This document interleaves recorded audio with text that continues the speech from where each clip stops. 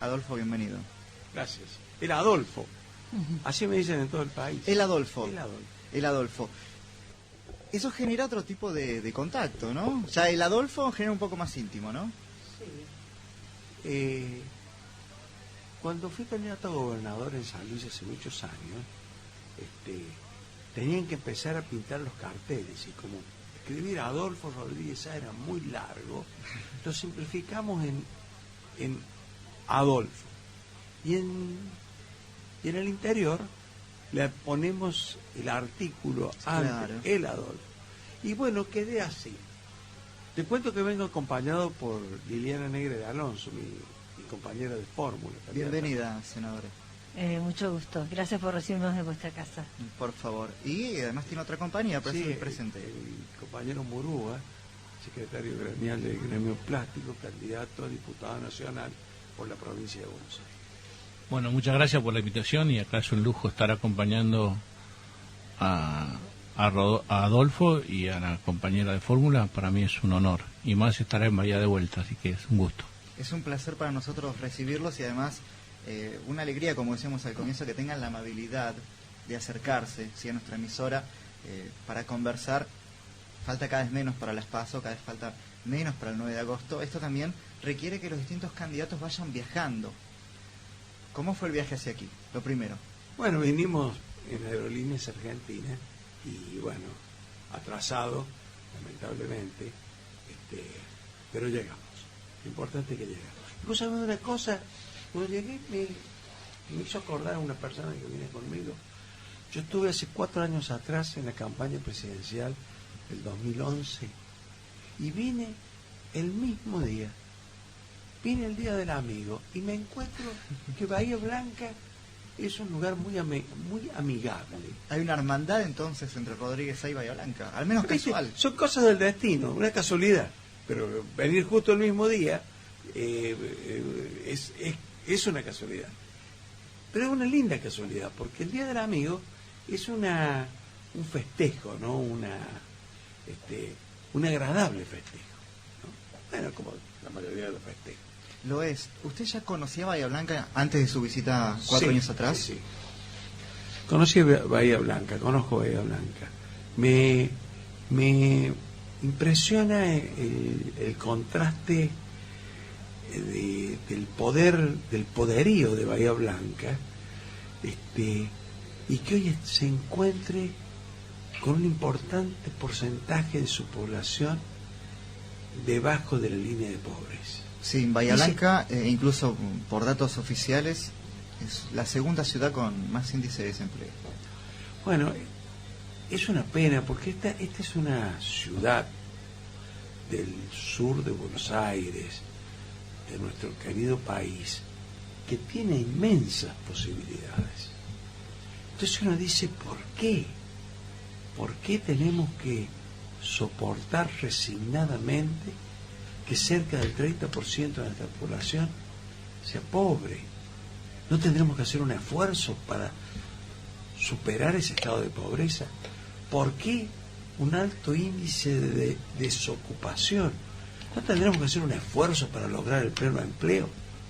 Yo creo que si nosotros hacemos un esfuerzo, lo podemos lograr. Y ¿sabes una cosa? Que si nosotros logramos el pleno empleo y sacamos a esa gente, miles de ciudadanos, hombres y mujeres, y niños, que esta mañana muchos de ellos no tenían un desayuno para tomar, y que muchos de ellos esta noche ni un plato de sopa van a tener para tomar. Y me refiero a la mañana y a la noche, porque el frío intenso hace que el sufrimiento sea más grande. ¿No podremos hacer un esfuerzo para que todos tengamos trabajo y que volvamos a tener una clase media impresionantemente pujante como era la Argentina, y que todas esas familias, esos hombres y mujeres, esos niños puedan volver a soñar de ser parte importante en esta Argentina? ¿Y por qué existe hoy esa pobreza, Adolfo? Y porque en vez de promover la industria, la condicionan, la perjudican, le cambian las reglas de juego.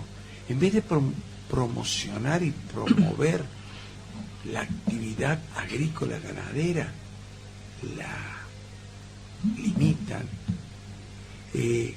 Las 125 que marcó al campo argentino fue una política de una gravedad enorme.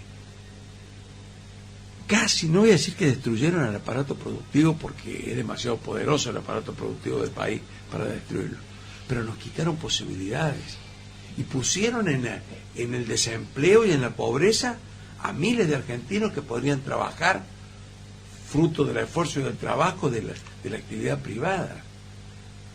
¿Cómo puede ser que tengamos cerradas 130 y pico de plantas frigoríficas en la República Argentina? Cerca de 20.000 trabajadores de la industria de la carne en la calle. ¿Por qué?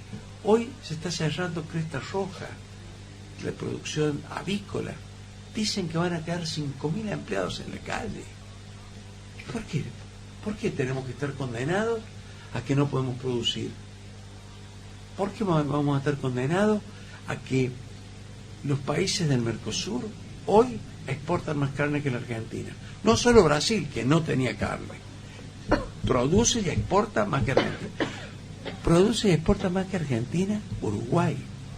Y produce más carne que Argentina y exporta Paraguay. Termina siendo paradójico. Adolfo, usted quiere llevar a todo el país el trabajo que vienen realizando en su provincia, sí, en San Luis, hace ya mucho tiempo, y es conocido ese trabajo. Para los bahienses, que quizás no estén tan internalizados con lo que ocurre en la provincia de San Luis, quizá usted y su equipo podrían comentar cómo vienen trabajando allí y qué cosas buenas se podrían implementar a nivel nacional. Le vamos a pedir a Liliana que lo comente, pero antes de pasarle la palabra a ella, te quiero decir que San Luis no tiene villas miserias y tiene pleno empleo hace 11 años, fruto de un enorme trabajo de un equipo, de un plan, de una dirección. Por eso yo me animo a comprometerme a transformar la Argentina, porque lo hice y lo puedo hacer, porque somos capaces de hacerlo. Bueno, lo que estamos proponiendo nosotros, lo bueno que tiene es que está absolutamente probado y con éxito en San Luis. No es una plataforma electoral vacía, de laboratorio, que voy a hacer. No, esto está probado, está hecho y con éxito. ¿Qué es lo que estamos proponiendo? En primer lugar, atacar el primer tema, que es el tema del desempleo. ¿Y cómo lo vamos a atacar al tema del desempleo? Que eso significa atacar también la pobreza. Con un plan de viviendas de 500.000 viviendas por año hasta cubrir el déficit habitacional, que como usted sabe, en la Argentina hay 6 millones de familias que no tienen vivienda. ¿Y qué significa poner construir 500.000 viviendas por año? O sea, vamos a empezar en diciembre de este año y vamos a entregar las 500.000 viviendas que van a ser repartidas a lo largo y a lo ancho del país federal, ¿no es cierto?, en diciembre del año 2016. Significa que vamos a crear 2 empleos directos por vivienda. 2 empleos directos por vivienda por 500.000 son 1 millón de puestos de trabajo para el primer año de gobierno. Bueno, esperemos, vamos a hablar también de la financiación. Pero ¿qué significa esto? Más todo un proceso de industrialización que se pone en marcha, que es las tejas, los cerámicos, el cemento, el herraje, los cables de electricidad, los accesorios de electricidad, todo lo que significa accesorio para baño, o sea, toda esa industria que va al lado de la construcción, que a su vez se vuelca también el consumo y que crea miles y miles de puestos indirectos de trabajo. Esto entonces ataca, en primer lugar, al déficit habitacional, que es fundamental. O sea, no hay familias si no hay techo, ¿no es cierto? En segundo lugar, ataca el desempleo. En tercer lugar, ataca a la pobreza, porque saca del desempleo y del abandono a las familias argentinas.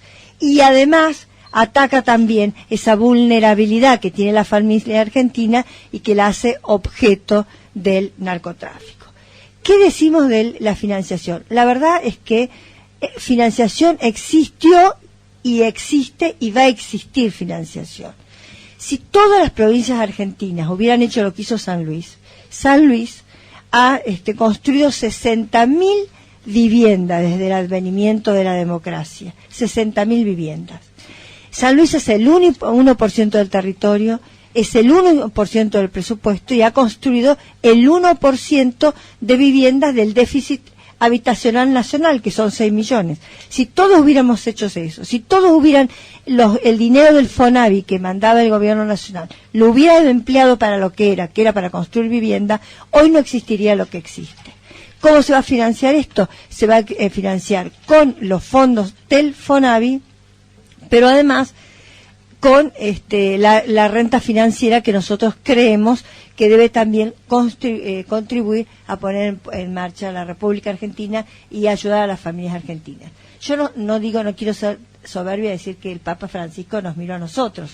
Bueno, hemos tenido mucho contacto con el Papa Francisco cuando era el cardenal Bergoglio, pero el Papa Francisco en Bolivia dijo: reclamen las 3T, terreno, techo y trabajo. Ese es nuestro plan de gobierno como estructura fundamental, digamos, para hacer un shock económico y poner de pie a la República Argentina. Conjuntamente con eso, lo que Adolfo venía diciendo, relativo al agro, relativo al frigorífico, a las fuentes genuinas de trabajo. Y también podemos hablar de educación, y también podemos hablar de récord en niveles, en niveles de crecimiento y de éxito, porque el peronismo que nosotros representamos es un peronismo invicto, es un peronismo exitoso, invicto. ¿Pero por qué invicto? Porque a Adolfo le dicen marca registrada de cumplimiento, porque todo lo que prometía cumplía. Ahora el gobernador Poggi entrega su gobierno a fin de año, y en estos 4 años construyó 13.500 viviendas. Entrega el gobierno con 13.500 viviendas nuevas construidas y con todo un sistema desde que el 83 hasta ahora de transparencia en la adjudicación, de transparencia y además de tener en cuenta la vulnerabilidad. ¿Y por qué digo esto? Porque eso se aparta totalmente del puntero político, de la influencia política. Todos los que se inscriben tienen derecho a la vivienda. Lo que pasa es que hay prioridades. En primer lugar, los que tienen 8 hijos o capacidades diferentes. Después que ya se les dio vivienda a ellos, a los de 7 hijos, capacidades diferentes, a los de 6 hijos, capacidades diferentes, a los de 5, a los 4, a los de 3, a los 2, a los adultos mayores. Hoy en San Luis le estamos dando casa a los nietos de los que les dimos a partir del año 84. Qué bárbaro, ¿eh? Y además quiero agregar otra cosa. ¿Y eso a qué se debe? Primero, a que el dinero va a donde debe ir. En segundo lugar, que no hay corrupción. Y en tercer lugar, que San Luis tiene una verdadera escuela de administración. 50% del presupuesto va a inversión, sí o sí, y 50% va a gastos corrientes. Entonces se sabe que todos los años la mitad del presupuesto que vota las cámaras de San Luis van a ir directamente a inversión, ya sean rutas, autopistas, viviendas, hospitales, escuelas, etcétera. Dirijo mi pregunta ahora hacia aquí, hacia el secretario. ¿Por qué el peronismo funcionó de una manera en San Luis exitosa y en otros lugares no? ¿Qué tiene el peronismo de Adolfo Rodríguez Sá que no tienen otros? O, más simple, diferencia entre el peronismo de ustedes y el del oficialismo hoy en día. El peronismo es uno solo. El peronismo es el que realiza. El peronismo es el que hace el compañero Sá. Por eso nosotros como sindicato y como parte de la CGT estamos con él. Porque es una persona que tiene códigos y respeta la palabra, porque es peronista de verdad y porque lo que dijo acá la compañera, lo que dijo lo realizó. Entonces, esto nos lleva a nosotros como trabajadores a acompañar esta gestión y trabajar codo a codo con él para poder lograr que él esté en la presidencia. No queremos un San Luis, queremos una República Argentina de la misma manera. Y queremos que todo el mundo pueda dialogar, porque él nos inculcó el diálogo. Es decir, tanto con lo que pensamos distinto, con lo que creen distinto, donde podemos llegar a soluciones que pueden ser beneficiosas para el país. Y nosotros como sindicalistas demostrar que no somos simplemente capaces de, que estamos solamente para un buen salario, para un buen camping, que estamos preparados para acompañar políticamente.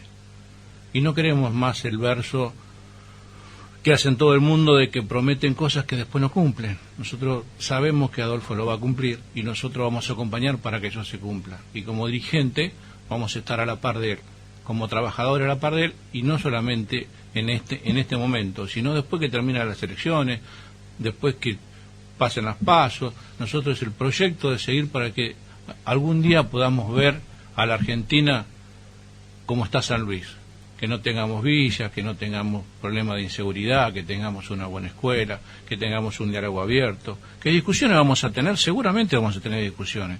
Así estemos en el mismo equipo, vamos a tener nuestra diferencia, pero lo vamos a arreglar en una mesa y vamos a solucionar en la mesa y la gente va a participar en esa discusión. Por eso estamos acá y por eso lo vamos a acompañar hasta las últimas consecuencias. Y tomando la referencia que usted hacía con respecto al sindicalismo, Adolfo, hoy hay una relación muy tirante entre la Presidente, Cristina, con el representante de la CGT, Hugo Moyano, y demás, Luis Barrio Nuevo. En caso de usted ser electo presidente, le toca agarrar, por así decir, ese fierro caliente. ¿Cómo se hace en este momento para mediar y para generar una buena armonía entre el Ejecutivo y los sindicatos? Bueno, primero el diálogo.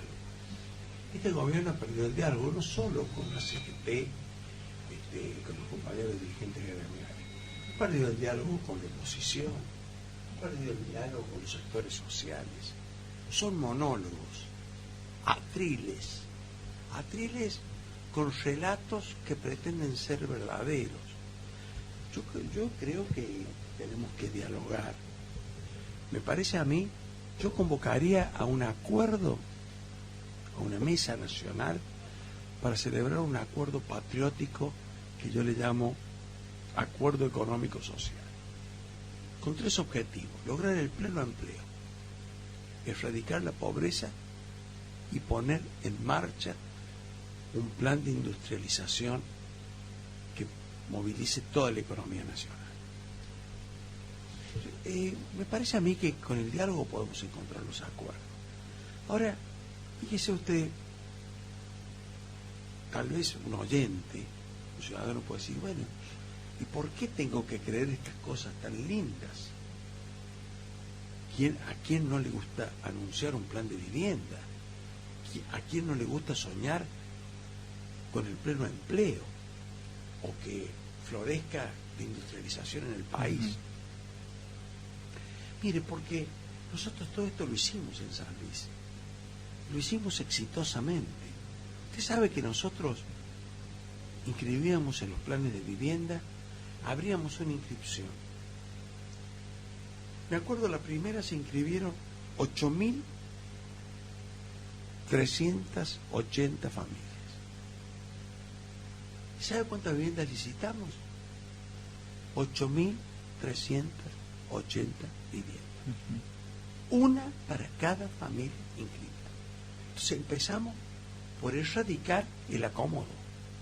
El 100% tenía asegurado de los inscriptos la vivienda. ¿Cómo lo adjudicamos? Como lo explicó perfectamente bien mi compañera de fórmula, Liliana Negra. La prioridad era primero los que tenían más de 8 hijos o familias discapacitadas, hasta lograr el 100%. ¿Sabe cuánto pagaban? ¿Cuánto? 90 pesos mensuales. Era $1 $1. Lo voy a referir a aquella época porque me da estabilidad en lo que estoy hablando. $90. Quiere decir que hoy, si $1 cuesta, para no discutirlo tampoco el precio, aproximadamente 10 pesos, sería una cuota de 900 mensuales. pesos mensuales. que el aspirante a tener una vivienda lo tenía que pagar desde el día que se inscribía. Pero sabía que en un lapso corto de tiempo, aproximadamente 1 año y medio, el 100% tenía la vivienda. Bueno, ¿cuánto costaba la vivienda? 20.000 pesos. ¿Y cuántas cuotas de 90 pesos pagaba? 300 cuotas. Quiere decir que cada ciudadano pagaba el 100% de su vivienda. No había ningún regalo ni ninguna dádiva. Todos tenían trabajo. Si nosotros logramos el pleno empleo, ninguna persona va a estar impedida de acceder a la vivienda teniendo un trabajo digno, pagando 900 pesos por mes. Es absolutamente accesible. Y el Estado recupera el 100% de la inversión. Entonces se da cuenta que generamos un círculo virtuoso, que yo soy capaz de generarlo, de crearlo y de mantenerlo. Nada de corrupción, nada de acomodo político. Nada de punteros, como decía ella. Nada de punteros. No es que porque yo soy amigo de fulano tengo casa y el que no es amigo no tiene. O porque soy peronista tengo casa y porque soy radical no tengo. No, el 100% de los inscriptos piensen como piensen. Entonces, esto es absolutamente posible de realizar. Lo hicimos en San Luis ¿y qué significó? Hoy me preguntaban en la Corporación de Comercio e Industria de Bahía Blanca si el recupero de la cuota se cumplía. Pero claro, todo el mundo pagaba su casa, porque era un precio absolutamente accesible. Me preguntaban si hay migraciones internas. Y yo dije que sí, pero tengo que agregar que también externas, porque en San Luis también llegan a vivir uruguayos, paraguayos, chilenos, hombres y mujeres de diferentes lugares del país y del mundo. Pero hay una política de población para que esa gente, cuando se incorpore a San Luis, se incorpora con trabajo, se incorpora con teniendo derecho a que su hijo vaya a la escuela. El hospital lo atiende, no está saturado. Estamos construyendo hospitales, escuelas, caminos, viviendas, permanentemente para satisfacer la necesidad. San Luis no tiene agua, el agua es escaso. Construimos diques para reservar el agua, para que tengamos el agua potable para la población. Y es un tema en particular muy importante a mencionar en este momento en esta mesa. Bahía Blanca tiene graves problemas con el agua, graves problemas con ABSA, que es la empresa bonaerense. En nuestra ciudad tenemos agua con color, agua con olor y agua con sabor. Y es un tema que preocupa a los vecinos. Y en referencia a... Te quiero acotar, sí, antes que favor, salgas del dígame. tema de la CGT, que le empezaste preguntando eso a Adolfo. Él ha dado el ejemplo cuando fue presidente de los argentinos. Él fue en el año 2001, cuando él fue presidente de todos los argentinos, fue personalmente a la CGT. O sea, dio ejemplo del diálogo. Y fue el primero que recibió a las madres de Plaza de Mayo en la Casa de Gobierno, que nunca habían entrado a la Casa de Gobierno, y en esa semana en que él fue presidente las recibió. Así que también en esto del diálogo tiene ejemplos probados, digamos, Es un dato no son interesante, promesas. Liliana, porque se suele relacionar al kirchnerismo como el primer gobierno que le abrió las puertas a las madres y No, abuelas no de es Plaza de así. Mayo. Claro, no es así. Las madres fueron por primera vez, lo dice la historia, están las fotos, están los testimonios, entraron por primera vez cuando Adolfo Rodríguez A. fue presidente de los argentinos. Es meritoria la actitud que ha tenido el kirchnerismo de defensa de los derechos humanos.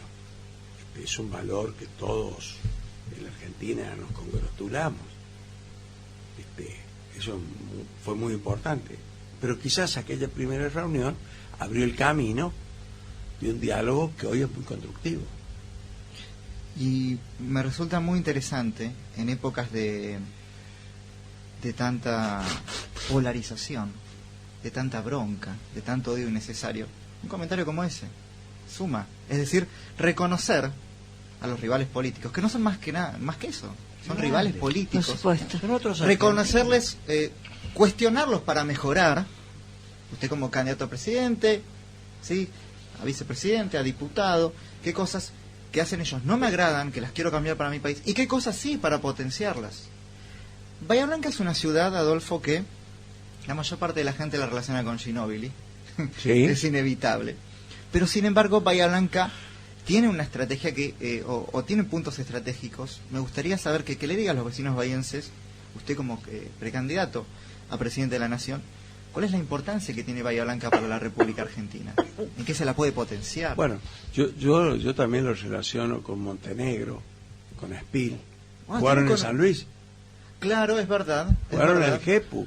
Tuvimos una época muy gloriosa. Una final, estudiante de tuvimos, sí. ¿Usted fue a verla? No me acuerdo. La verdad que la final con estudiantes de Bahía Blanca. Era estudiantes. Ustedes tenían al Pichi Campana. Al Pichi Campana, sí. No, teníamos al Pichi Campana, lo teníamos a Espil, lo teníamos a Montenegro, teníamos prácticamente la selección nacional.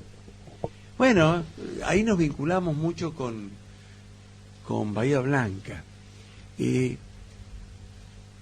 Bahía Blanca, me parece a mí,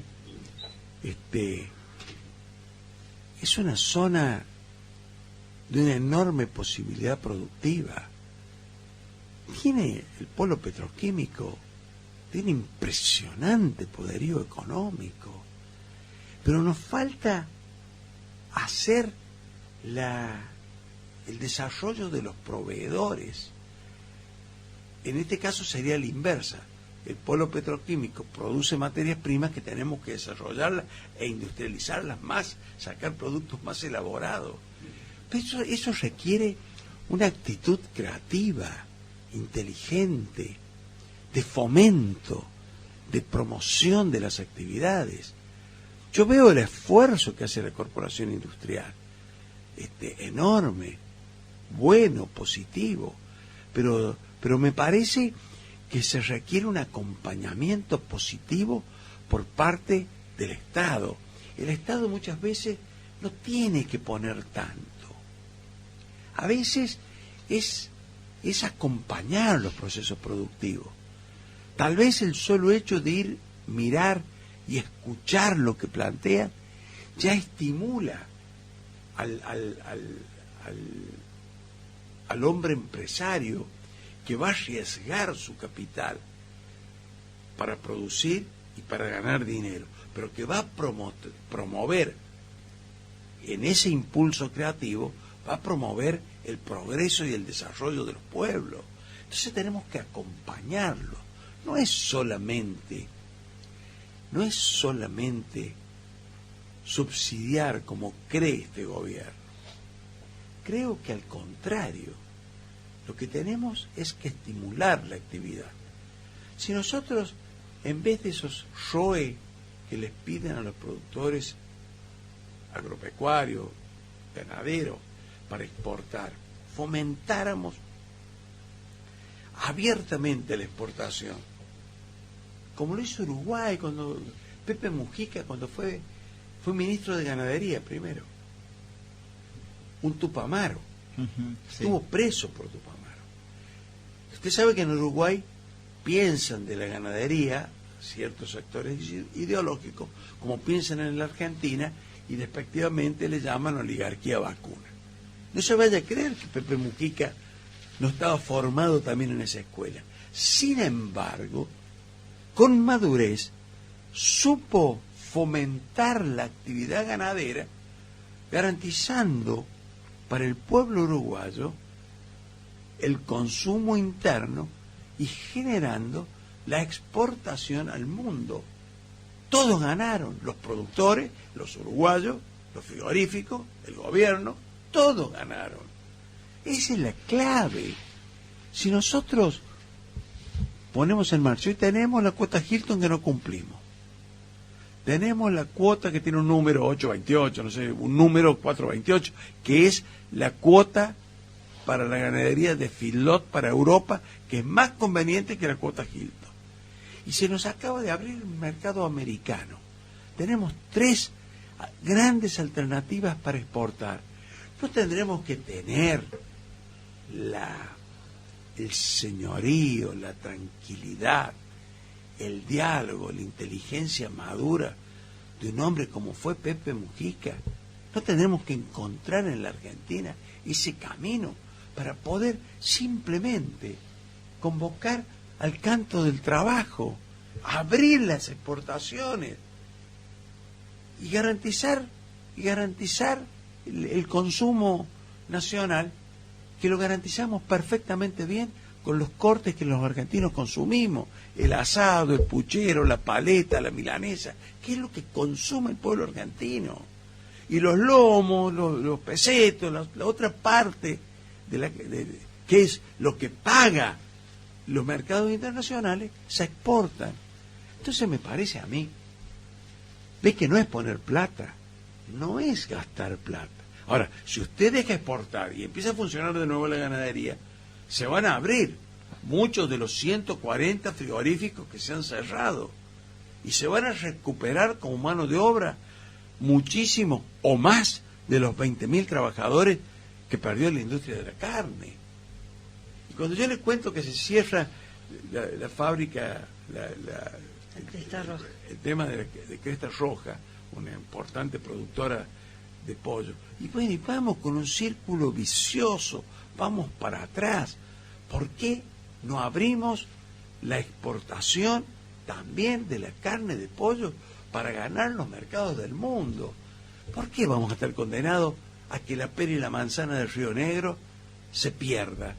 Porque no tiene precio. Explíqueme, no hay fundamento. No, y es increíble, lo mencionado de que haya países limítrofes, sin menospreciar a ninguno, obviamente, que estén trabajando la carne mejor que nosotros. Argentina es conocida en el mapa del planeta Tierra por la carne. Nadie te puede negar lo que es la carne argentina. Lo que pasa es que tampoco acá en Argentina el gran problema para invertir que no hay reglas claras, todos los días las cambian. Claro. Entonces el que tiene que invertir no invierte y se va a invertir a otro lado. No se anima a invertir. Y claro, ¿quién en una fábrica, en el caso nuestro que de plástico? La mayoría de las fábricas se van a Uruguay y Brasil. Porque tienen las reglas son claras, acá no. Acá todos los días tiene un impuesto nuevo, tiene que pagar una cometa nueva, no le dejan entrar a mercadería, porque lamentablemente en el tema plástico mucha mercadería tiene que venir de afuera y no se la dejan entrar, no puede producir. Esto que al no poder producir suspenden gente, después vienen los despidos. Es un montón de cosas, porque no hay reglas claras. Si uno tiene reglas claras, sabe cómo tiene que jugar, sabe lo que tiene que invertir y se arriesga. Hoy invertir en Argentina es sacarse la lotería. Y esto se resuelve mucho más simple, y ves unas palabras que mencionaba Adolfo antes, que quizás con menos intervencionismo del Estado. Claro. Tenemos que eliminar los puestos de peaje. Claro. Entonces, eso que ustedes han hecho mucha ruta. Sí, pero no me refiero a esos peajes. Me refiero a los otros peajes, ¿no? Me parece que tenemos que eliminar los puestos de peaje. Por eso yo no estoy de acuerdo con las limitaciones a las exportaciones. Mire, los problemas económicos son mucho más simples que la complicada cabeza de los teóricos. Si vos en tu casa no te alcanza la plata, tenés 2 caminos: o gastas menos o trabajas más. Son 2 caminos.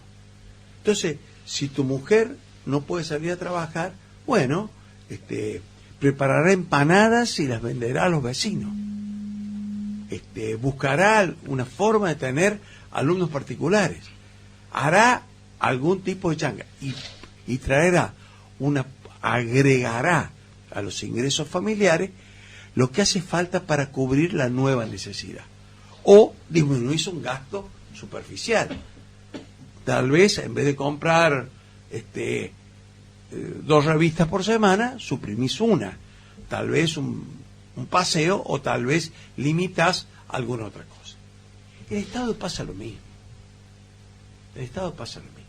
Ahora yo pregunto una cosa, mira.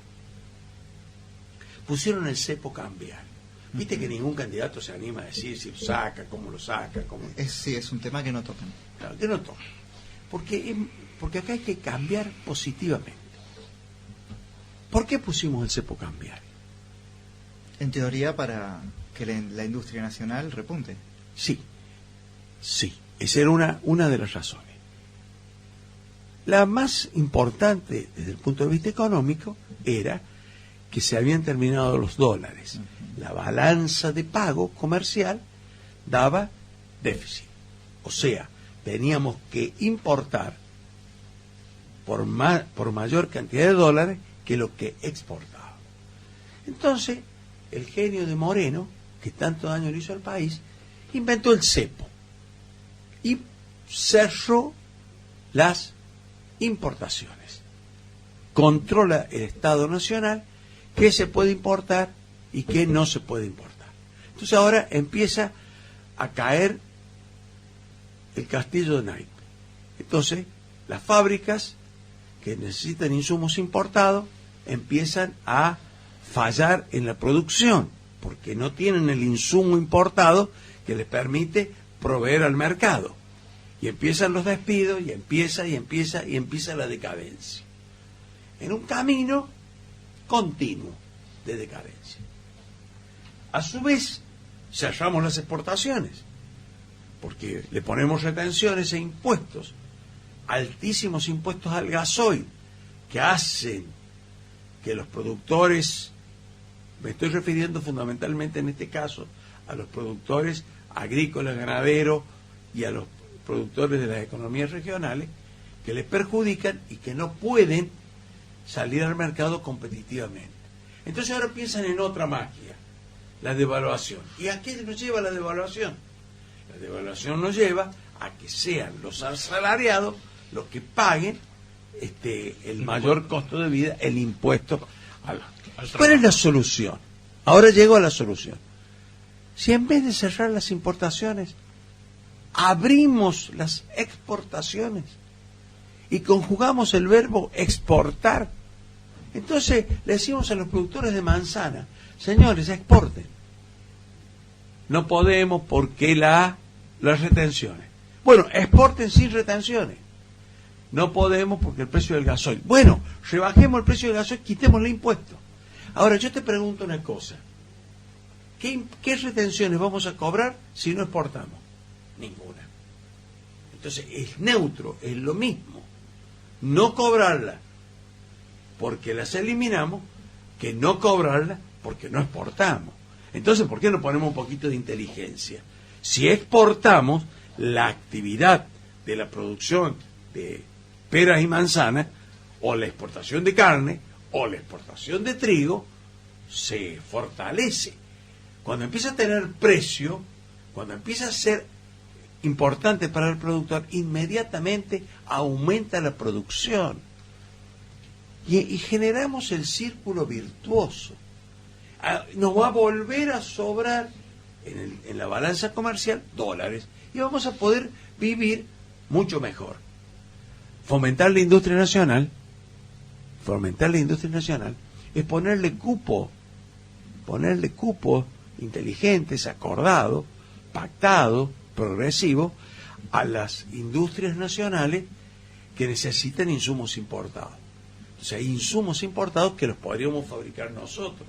Entonces, si le damos un plazo, un término, un tiempo, un gradualismo, es muy probable que la fábrica argentina acepte empezar a fabricar alguno de esos insumos en la industria nacional. Y generamos todo un círculo virtuoso. Lo que yo estoy diciendo no es poner plata, es poner inteligencia, patriotismo, honestidad. Porque me podrán decir algunos, y bueno, Adolfo, si es tan fácil, ¿por qué no lo hacen? Porque eliminamos los puestos de peaje. ¿Por qué compramos vagones a China y no los fabricamos en la Argentina? Porque hay puestos de peaje.